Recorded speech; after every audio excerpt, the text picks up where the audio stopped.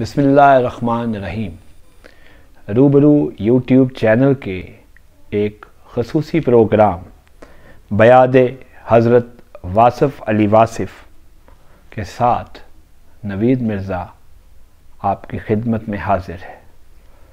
آج 18 جنوری ہے۔ 18 جنوری حضرت واصف علی واصف کا یوم وفات ہے۔ واصف علی واصف دنیائے علم و ادب کی معروف شخصیت کے طور پر جانے پہچانے جاتے ہیں۔ آپ ایک معروف شاعر، ادیب، کالم نگار اور روحانی شخصیت تھے۔ واصف صاحب 15 جنوری 1929 کو شاہ پور میں ملک محمد عارف کے گھر پیدا ہوئے، جن کا تعلق وہاں کے قدیم اور معزز ترین قبیلے ایوان سے بتایا جاتا ہے۔ ایوان قوم کا سلسلہ نسل تصوف کے امام اور ہمارے چوتھے خلیفہ جناب حضرت علی رضی اللہ تعالی عنہ سے جا کر ملتا ہے۔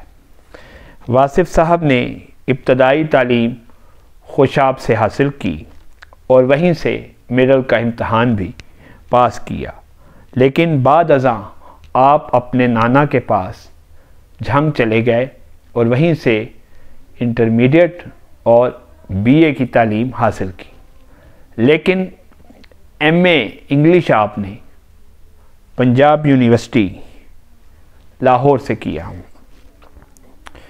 اس کے بعد دوران تعلیم جب کالج میں مختلف پروگراموں میں شعر و ادب سے وابستہ افراد سے آپ کی ملاقاتیں ہوئیں تو آپ کے اندر بھی لکھنے کا حوصلہ پیدا ہوا، یا یوں کہیے کہ آپ بھی لکھنے کی طرف متوجہ ہوئے۔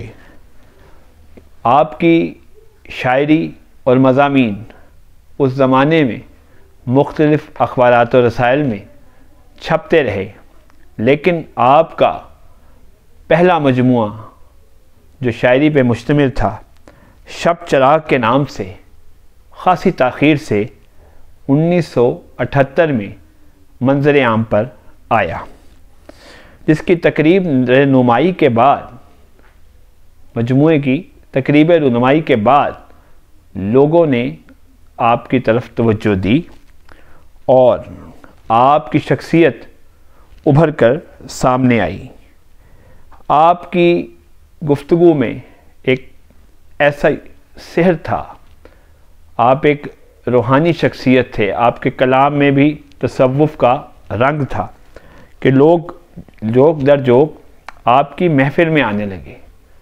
یہ ایک ایسی محفل تھی جو آپ نے پہلے لکشمی چوک، پھر قذافی اسٹیڈیم میں موجود فزیکل ٹریننگ سینٹر اور بعد ازاں اپنی رہائش گاہ واقعہ 22 فردوس کالونی گلشن راوی میں سجائی۔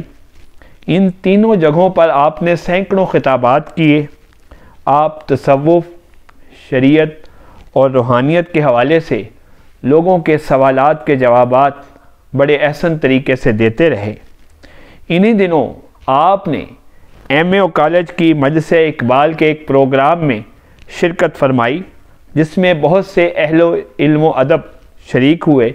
جب اس تقریب کی روداد روزنامہ نوائے وقت میں چھپی تو تقریب کے شرکاء نے اس تقریب کی روداد پڑھی اور آپ کی باتوں سے بہت متاثر ہوئے۔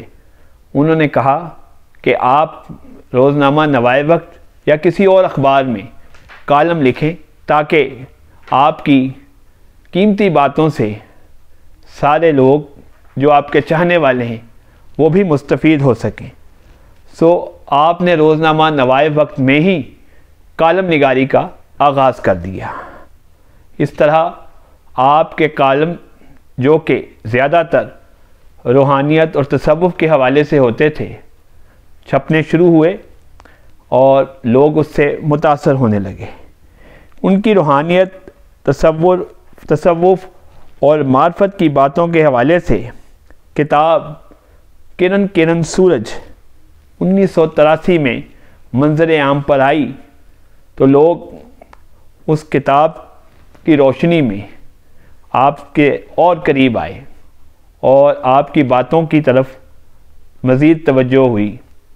آپ کی باتیں ایک ایسی راہ دکھا رہی تھیں انہیں جو کہ انہیں تصوف اور روحانیت کے قریب لے کر جا رہی تھیں. اس کتاب کا انگریزی ورژن دا بیمنگ سول کے نام سے 2008 میں چھپا. اس کے علاوہ آپ کے مضامین، خطبات اور اقوال پر مشتمل کتابیں دل دریا سمندر، قطرہ قطرہ کلزم، حرف حرف حقیقت، بات سے بات، گمنام ادیب خطوط، مکالمہ، دریچے، واصفیات، اقوال واصف علی واصف کا انسائکلوپیڈیا اور گفتگو کے نام سے کئی حصوں پر مشتمل کتابیں اور کلیات بھی منظر عام پر آتی رہیں. اس کے علاوہ اردو اور پنجابی شاعری کے مجموعے الگ ہیں، جبکہ ذکر حبیب کے نام سے آپ کا نعتیہ مجموعہ آپ کی وفات کے بعد منظر عام پر آیا. کرن کرن سورج میں کامیابی اور ناکامی کے حوالے سے لکھتے ہیں، کامیابی اور ناکامی اتنی اہم نہیں جتنا کہ انتخاب مقصد.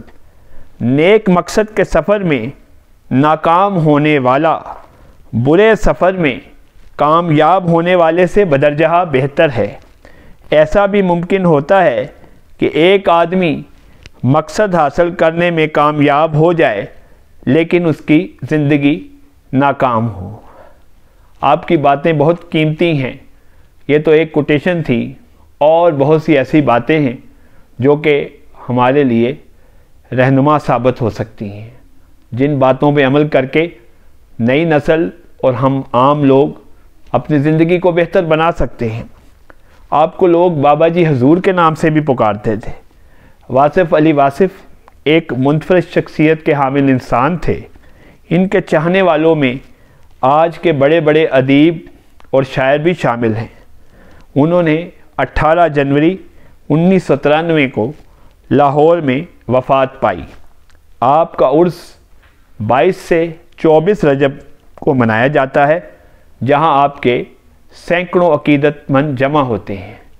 یہاں یہ ایک بات بھی آپ کو بتاتا چلیں کہ جنوری میں ہی ان کا یوم پیدائش ہے، یعنی کہ 15 جنوری، اور 18 جنوری 1993 ان کا یوم وفات ہے، یعنی کہ آج 18 جنوری کو ان کا یوم وفات ہے. واصف علی واصف اس ظاہری دنیا سے تو پردہ فرما گئے ہیں، لیکن وہ اپنی کتابوں، افکار، اقوال اور خطبات کی وجہ سے تا قیامت زندہ رہیں گے. ان کی باتیں ہمیشہ یاد آتی رہیں گی. آج بھی ان کی گفتگو کی روشنی میں بہت سے لوگ آنے والی نسلوں کی تربیت کر رہے ہیں اور عزت و شہرت حاصل کر رہے ہیں.